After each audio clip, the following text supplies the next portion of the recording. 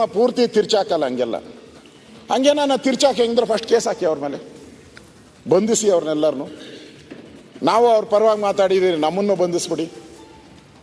ಯಾಕೆ ಮಾಡೋಕ್ಕಾಗ್ತಾ ಇಲ್ಲ ನಿಮ್ಮ ಕೈಲಿ? ತಪ್ಪು ಮಾಡಿದಾರಲ್ಲ ಮಾಧ್ಯಮದವರು, ಕೆಲವರು ಮಾಧ್ಯಮ ಹಿಂಗೆ ಹೇಳಿದ್ದಾರೆ, ಹಂಗೆ ವಿರುದ್ಧ ನಿಮ್ಮ ಸರ್ಕಾರದ ವಿರುದ್ಧ ಯಾರು ಹೇಳಿದ್ದಾರೆ ಅವನ್ನೆಲ್ಲ ಬಂಧಿಸ್ಬಿಡಿ.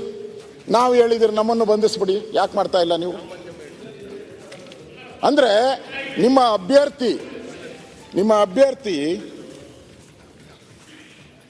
ಅಭ್ಯರ್ಥಿ ಏನಪ್ಪ,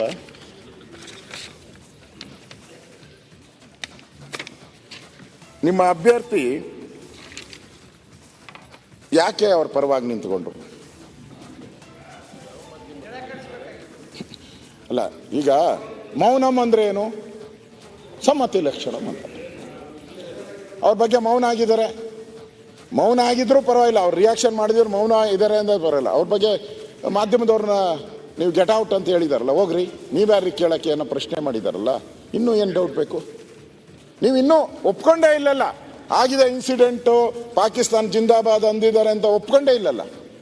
ನಾನು ಅಧ್ಯಕ್ಷರಿಗೆ ಹೇಳಿದೆ, ನಾನು ರಾಜಾಜಿನಗರದ ಒಬ್ಬ ಕಾರ್ಯಕರ್ತ, ಯಾಕಂದ್ರೆ ಅವ್ರಿಗೆ ಗೊತ್ತಿಲ್ಲ, ನನ್ಗೆ ಗೊತ್ತಿಲ್ಲ, ರಾಜಾಜಿನಗರದ ಒಬ್ಬ ಕಾರ್ಯಕರ್ತ ಕಾಂಗ್ರೆಸ್ ಅವನೇ, ಅವನ್ಯಾಕೆ ಬಾಯಿ ಮುಚ್ಚುತ್ತಾನೆ? ಹಂಗಾರೆ ತಪ್ಪು ಅವ್ರು ಆಡಿಲ್ಲ ಅಂತ ಇಟ್ಕೊಳ್ಳಿ.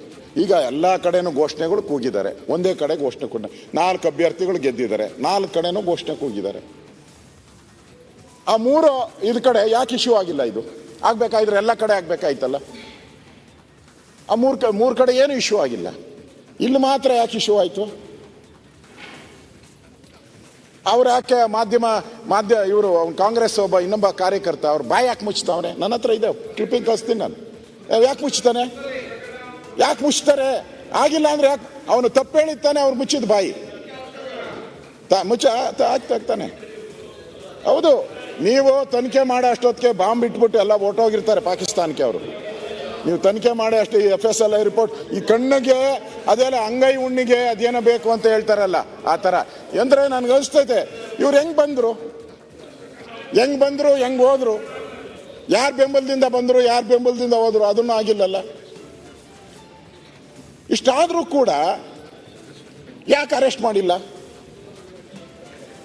ನೀವೆಲ್ಲ ಹೇಳಿದ್ರಿ, ನಾವೆಲ್ಲ ಯಾವುದೇ ಕಾರಣಕ್ಕೂ ಬಿಡಲ್ಲ, ಹಾಗೆ ಹೀಗೆ ಏನಾನು ಹೇಳಿದ್ದೀರ, ನಾನು ಅಲ್ಲಂತ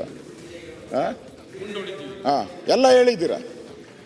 ಘಟನೆ ಆಗಿ ಇಷ್ಟೊತ್ತಾದರೂ ಕೂಡ ಒಬ್ಬರನ್ನ ಪೊಲೀಸರು ವಿಚಾರಣೆಗೂ ಕರೆದಿಲ್ಲ. ಇನ್ನೆಷ್ಟು ಒತ್ತಡ ಇರಬೇಕು? ಯಾರು ಒತ್ತಡ ಇರಬೇಕು? ಸರ್ಕಾರ ಒಂಥರ ಅಸಹಾಯಕರ ರೀತಿ ನಿಂತಿದೆ ಅಂತ ನನಗನ್ನಿಸ್ತಾ ಇತ್ತು. ಎಲ್ಲ ನೋಡ್ತಾ ಇದ್ರೆ ಅಸಹಾಯಕರ ಥರ, ಏನು ಮಾಡೋಕ್ಕಾಗಲ್ಲ, ಏನೋ ಮಾಡಿದ್ರೆ ನಮ್ಗೇನೋ ಸಮಸ್ಯೆ ಆಗ್ಬಿಡುತ್ತೆ, ತೊಂದರೆ ಆಗುತ್ತೆ, ಆಯ್ತು ಭಯದಿಂದ ಏನೋ ನಿಂತಿರೋ ಥರ ಕಾಣಿಸ್ತಾ ಇತ್ತು. ತಾವು ಹೇಳಿದ್ರಿ ವಿದೇಶದಿಂದ ಎಲ್ಲ ಫೋನ್ ಬಂದಿದೆ ಅಂತ. ಅಂದರೆ ಎಷ್ಟು ವಿಚಾರ, ಎಷ್ಟು ಇದರಲ್ಲಿ ರಾಜ್ಯದ ಪ್ರೀತಿಸುವಂಥ ಜನ, ರಾಜ್ಯವನ್ನು ಗೌರವಿಸುವ ಜನ ಎಷ್ಟು ಆಕ್ಟಿವ್ ಆಗಿ ಇದಕ್ಕೆ ರೆಸ್ಪಾಂಡ್ ಮಾಡ್ತಾ ಇದ್ದಾರೆ ಅಂತ ತಾವು ಅರ್ಥ ಮಾಡ್ಕೊಬೇಕು.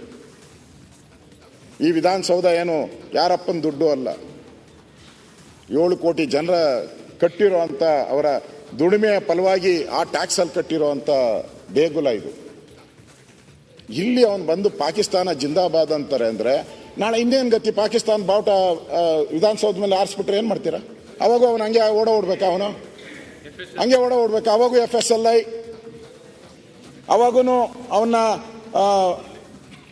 ಪರೀಕ್ಷೆ ಮಾಡ್ತೀರಿ. ಮಾಧ್ಯಮದ ಸುಳ್ಳು, ಒಂದು ಮಾಧ್ಯಮದಲ್ಲಿ ಹಿಂಗೆ ಬಂದಿದೆ, ಒಂದು ಮಾಧ್ಯಮದಲ್ಲಿ ಹಿಂಗೆ ಬಂದಿದೆ ಅಂತ ಹೇಳ್ತೀರಾ ನೀವು?